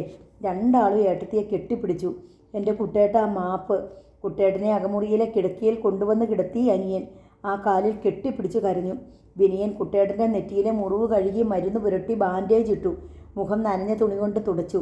കുട്ടേട്ട, എൻ്റെ പൊന്നു കുട്ടേട്ട! അനിയൻ്റെ വിലാപം തുടർന്നു. കുട്ടേട്ടൻ വളരെ സാവധാനം മിഴി തുറന്നു. ആ കൈത്തലം നീണ്ടുവന്ന അനിയൻ്റെ ശിരസിൽ തലോടി. വിനയേട്ട, നമുക്കുടനെ കുട്ടേട്ടനെ ഹോസ്പിറ്റലിൽ എത്തിക്കണം, അനിയൻ പറഞ്ഞു. അതോ ഡോക്ടേഴ്സിനെ ആരെങ്കിലും ഇങ്ങോട്ട് വിളിച്ചാൽ മതിയോ? വിനയൻ സംശയിച്ചു. വേണ്ട കുട്ടികളെ. കുട്ടേട്ടൻ മെല്ലെ എഴുന്നേറ്റിരുന്നു. എൻ്റെ കുട്ടേട്ടൻ ഒന്ന് തല ചുറ്റിയെന്ന് മാത്രം. ഇപ്പോൾ മാറി, സാരമില്ല. എൻ്റെ കുട്ടേട്ടനെ ദ്രോഹിച്ചതിന് പകരമായി ഞാൻ എന്തനുഭവിക്കണം? ഒന്ന് പറഞ്ഞു തരൂ കുട്ടേട്ട, അനിയൻ കേണു. നീ ഒരു തരത്തിലും കുട്ടേട്ടനെ ദ്രോഹിച്ചിട്ടില്ല മോനെ. കുട്ടേട്ടൻ അനിയനെ പിടിച്ചു ശരീരത്തോട് ചേർത്തു. ഏട്ടൻ്റെ കാല് രേവയാണ് ചോദിച്ചത്. അപ്പോഴാണ് വിനയനും അനിയനും ഗംഗയും അത് ശ്രദ്ധിച്ചത്. കുട്ടേട്ടൻ്റെ ഒരു കാല്. കുട്ടേട്ടൻ്റെ ചുണ്ടിൽ പക്ഷെ പുഞ്ചിരിയായിരുന്നു. നിങ്ങൾ ഒരു ദിവസം തിരക്കി വന്ന ആ ഉന്തുവണ്ടി പീഡിയക്കാരൻ അമ്മാവൻ ഞാനാണ് കേട്ടോ. അപ്പോൾ അനിയന് വീണ്ടും പരവശനായി. എൻ്റെ മോൻ്റെ ജീവൻ രക്ഷിക്കാനാണോ കുട്ടേട്ടൻ സ്വന്തം കാല് പോലും മുറിച്ചത്? ഈശ്വര! എന്നിട്ട് ഞാൻ എൻ്റെ കുട്ടേട്ടനെ അവൻ സ്വന്തം ശിരസിൽ ആഞ്ഞിടിച്ചു. പെട്ടെന്ന് കുട്ടേട്ടൻ ആ കൈ കടന്നു പിടിച്ചു. തൂമ്പ പിടിച്ച് തഴമ്പിച്ച ആ കൈയുടെ ബലം അവൻ അറിഞ്ഞു. കുട്ടേട്ടനോട് ഞാൻ ചെയ്തിട്ടുള്ളത് ചിന്തിക്കുമ്പോൾ അനിയൻ്റേത് തീരെ നിസാര തെറ്റുകളാണ്. വിനയൻ കുട്ടേട്ടൻ്റെ മടിയിൽ മുഖമണച്ചു. നിങ്ങൾ രണ്ടുപേരും ഒരു തെറ്റും ചെയ്തിട്ടില്ല. കുട്ടേട്ടൻ അനിയന്മാരെ രണ്ടുപേരെയും സ്വന്തം നെഞ്ചോട് ചേർത്ത് പിടിച്ചു. തെറ്റ് ചെയ്തത് ഞാനാണ്, ഞാൻ ഒരാൾ. രേവ പൊട്ടിക്കരഞ്ഞു. ഇല്ല, അല്ല കുട്ടി. കുട്ടേട്ടൻ കൈ ഉയർത്തി തടഞ്ഞു. തെറ്റ് ചെയ്തത് വിധിയാണ്. വിധിയുടെ കയ്യിൽ മനുഷ്യർ വെറും പാവയാണെന്ന് കേട്ടിട്ടില്ലേ? അതറിയുന്നവർ ആരെയും പഴിക്കില്ല. അതറിയുന്നവർ ആരോടും മാപ്പ് പറയേണ്ടതുമില്ല. കുട്ടേട്ടൻ എത്ര ആശ്വസിപ്പിച്ചാലും എൻ്റെ പാപബോധം തീരില്ല, അനിയൻ പറഞ്ഞു. കുട്ടേട്ടനായി എൻ്റെ ജന്മം ഹോമിച്ചാലും ആ കടം വീടില്ല. എങ്കിലും ഞാനൊരു പ്രായശ്ചിത്തം ചെയ്തിട്ടുണ്ട്. അതേ എനിക്ക് കഴിഞ്ഞുള്ളൂ. കുട്ടേട്ടൻ വിസ്മയത്തിൽ അവനെ നോക്കി. നമ്മുടെ തറവാട് ചാക്കുണ്ണിമാപ്പിളിയിൽ നിന്ന് വീണ്ടെടുത്ത് ഞാൻ കുട്ടേട്ടനായി സൂക്ഷിക്കുന്നു. പെട്ടെന്നാണ് കുട്ടേട്ടൻ്റെ മുഖത്ത് വിളക്ക് തെളിഞ്ഞത്. നേരോ മോനെ? ആ കണ്ണ് നനഞ്ഞു. കുട്ടേട്ടനെയും മീനുവേട്ടത്തെയും തിരിച്ചു കിട്ടാൻ കാത്തിരിക്കുകയായിരുന്നു ഞങ്ങൾ. തറവാട്ടിലേക്ക് താമസം മാറ്റാൻ കുട്ടേട്ടന് സമ്മതമാണെങ്കിൽ നമുക്ക് ഈ രാത്രി തന്നെ പുറപ്പെടാം. സമ്മതമാണോന്നോ? കുട്ടേട്ടൻ്റെ സ്വരം ഇടറി. ഒരു കാലേ ഉള്ളുവെങ്കിലും ഈ പാദം കൊണ്ട് ആ മണ്ണിലൊന്ന് തൊടാൻ കുട്ടേട്ടൻ വിതുമ്പി. എങ്കിൽ നമുക്കിപ്പോൾ തന്നെ പുറപ്പെടാം. ബ്രഹ്മമുഹൂർത്തത്തിനെങ്കിലും നാം അവിടെ എത്തും. പിന്നെ എല്ലാം തിടുക്കത്തിൽ നടന്നു. എല്ലാവരും കുളിച്ചു, അലക്കിയതെടുത്തു. ഒരാഴ്ച മുമ്പ് രേവയ്ക്കായി വിനയൻ വാങ്ങിക്കൊടുത്ത വിലമുന്തിയ കസവ് നേരിയതാണ് അവൾ മീനുവേട്ടത്തിയെ ഉടുപ്പിച്ചത്. വിനയൻ ആ പഴയ സംഭവം ഓർത്തു. മീനുവേട്ടത്തിക്കായി താൻ വാങ്ങിയ ആ കസവ് നേരിയത് രേവ കവർന്നത്. സ്വയം അറിയാതെയാണെങ്കിലും അവൾ ഇന്ന് ആ കടം വീട്ടിയിരിക്കുന്നു. എല്ലാവരും കാറിൽ കയറാൻ നേരം കുട്ടേട്ടൻ ഓർമ്മിപ്പിച്ചു. നമ്മൾ ഒരിക്കൽ ഒഴിഞ്ഞു പോകുന്ന ഗൃഹത്തിലേക്ക് വീണ്ടും പ്രവേശിക്കുകയാണ്. ഒരു നിലവിളക്കും കിണ്ടിയും കൂടി കരുതിക്കോളൂ. ഉണ്ടെങ്കിൽ പാല് കാച്ചാൻ ഒരു ഉരുളിയും. രേവ കുട്ടേട്ടന് ആവശ്യപ്പെട്ട സാധനങ്ങളെല്ലാം എടുത്ത് കാറിൽ വെച്ചു. ബ്രഹ്മമുഹൂർത്തത്തിന് തന്നെ അവർ ഗ്രാമത്തിലെത്തി. നടവരമ്പിൻ്റെ തുടക്കത്തിൽ കാർ ചെന്ന് നിന്നു. ആദ്യം ഇറങ്ങിയത് ഗംഗയാണ്, പിന്നെ രേവ, പിന്നെ മീനുവേട്ടത്തി. ഗംഗ നിലവിളക്കിൽ തിരിയിട്ട് കത്തിച്ചു. രേവ അത് വാങ്ങി മീനുവേട്ടത്തി ഏൽപ്പിച്ചു. വീണ്ടും ഒരു കടം കൂടി വീട്ടുന്നു. നിലവിളക്കുമായി മീനുവേട്ടത്തി മുമ്പേ. പിന്നിൽ ഉരുളിയിൽ പാലുമായി രേവ. രേവയ്ക്ക് പിന്നിൽ വെള്ളം നിറച്ച ഓട്ട് കിണ്ടിയുമായി ഗംഗ. രേവയുടെയും ഗംഗയുടെയും സാരിത്തുമ്പുകളിൽ തൂങ്ങി കുട്ടനും ഉണ്ണിയും. വിനയനും അനിയനും ചേർന്ന് കുട്ടേട്ടനെ കാറിൽ നിന്നിറക്കി. അപ്പോഴാണ് കുട്ടേട്ടൻ ഒരു കാര്യം ഓർത്തത്. എൻ്റെ ഊന്നുവടി അത് മറന്നു. അപ്പോൾ വിനയൻ അറിയിച്ചു. ഇനി ഏട്ടന് ഊന്നാൻ മുളവടി എന്തിന്? താങ്ങാൻ ഞങ്ങളുണ്ടല്ലോ. ഒരിക്കലും കുട്ടേട്ടൻ മറന്നിട്ടില്ലാത്ത, ഇനി ഒരിക്കലും ഏട്ടന് നഷ്ടപ്പെടാത്ത, ഏട്ടൻ തീറ്റി വളർത്തിയ ഈ രണ്ട് തടിമാടന്മാർ. കുട്ടേട്ടൻ ഇരു കൈകളും വിനയൻ്റെയും അനിയൻ്റെയും ചുമലിലൂടെ വളഞ്ഞു. അവർ ഒന്നായി മഞ്ഞു വീണ പുല്ലിലൂടെ നടന്നു. അകലെ അമ്പലത്തിൽ നിന്ന് പള്ളിയുണർത്തലിൻ്റെ ശംഖുനാദം ഉയർന്നു. പടുപ്പുരയിൽ നിന്ന് ഗൃഹപ്രവേശത്തിൻ്റെ കുരവയും. നോവൽ ഇവിടെ അവസാനിച്ചു. എല്ലാവർക്കും നന്ദി. അടുത്ത പുതിയൊരു നോവലുമായി നമുക്ക് വീണ്ടും സ്റ്റോറി ടൈം ഓഡിയോ ബുക്സിലൂടെ കാണാം. എല്ലാവർക്കും ഒരിക്കൽ കൂടി നന്ദി.